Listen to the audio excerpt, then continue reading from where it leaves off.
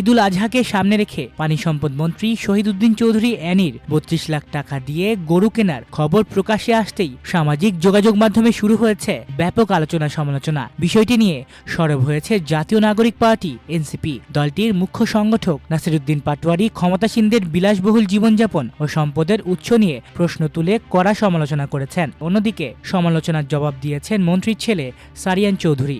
ফলে বিষয়টি এখন রাজনৈতিক অঙ্গন ছাড়িয়ে সামাজিক মাধ্যমেও তুমুল আলোচনার জন্ম দিয়েছে।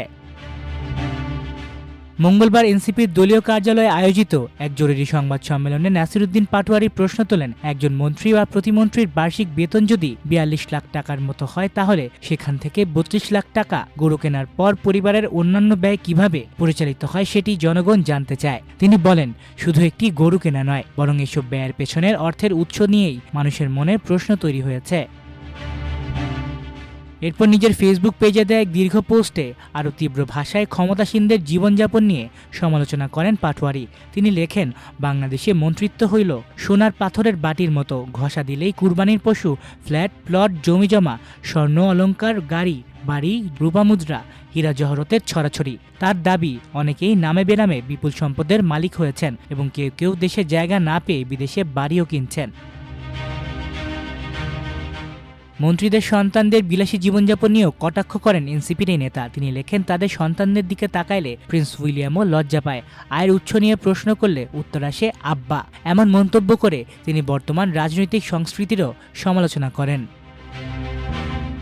পোস্টে আরও বিতর্কিত ভাষায় পাটোয়ারী অভিযোগ করেন, কেউ কেউ মিডিয়া ব্যবহার করে ভয়ভীতি দেখানোর চেষ্টা করেন। তার ভাষায় খায়া দিমু, জেলে ভৈরা দিমু এ ধরনের বক্তব্য দিয়ে রাজনৈতিক প্রভাব বিস্তার করা হয়। একই সঙ্গে তিনি ক্ষমতাসীনদের একাংশকে রাতারাতি খেলা বিশেষজ্ঞ ও সংস্কৃতির রক্ষক বলে যাওয়ার অভিযোগও তোলেন। তবে পোস্টের শেষ দিকে তিনি শ্রীলঙ্কা ও নেপালের রাজনৈতিক পরিস্থিতির উদাহরণ টেনে ইঙ্গিতপূর্ণ মন্তব্য করেন। তার দাবি, যেসব দেশে শাসক গোষ্ঠীর বিরুদ্ধে জনরোষ তৈরি হয়েছিল সেসব ঘটনার ভিডিও দেখলেই মানুষের মন শান্তি পাবে। এই মন্তব্য নিয়েও সামাজিক মাধ্যমে ব্যাপক আলোচনা শুরু হয়েছে। অন্যদিকে সমালোচনার মুখে মন্ত্রীর পক্ষে ব্যাখ্যা দিয়েছেন তার ছেলে সারিয়ান চৌধুরী। মঙ্গলবার বিকেলে নিজের ফেসবুক পোস্টে তিনি দাবি করেন, তার পরিবার প্রতি বছর পারিবারিক কোরবানি এবং হাজী বশির উল্লাহ চৌধুরী এতিমখানা মাদ্রাসার জন্য ৬ থেকে ৮টি গরু কেনে। এবারও সেই ধারাবাহিকতায় ৬টি গরু কেনা হয়েছে বলে জানান তিনি। সারিয়ান চৌধুরী আরও লেখেন, আজ থেকে ৫০ বছর পর যখন আমার বাবা আর মন্ত্রী থাকবেন না, তখনও কি আমাদের পরিবার ১০টা গরু কোরবানি দিলে এমন সমালোচনার মুখে পড়বে? তার দাবি, সামাজিক মাধ্যমে উদ্দেশ্য প্রণোদিতভাবে তাদের পরিবারকে টার্গেট করা হচ্ছে। তিনি বলেন, কেনা গরুগুলো মূলত গরিব মানুষের জন্য কোরবানির উদ্দেশ্যেই দেয়া হবে এবং মানুষের হক মানুষের কাছেই পৌঁছে যাবে। মাল্টিমিডিয়া ডেস্ক, আমার দেশ।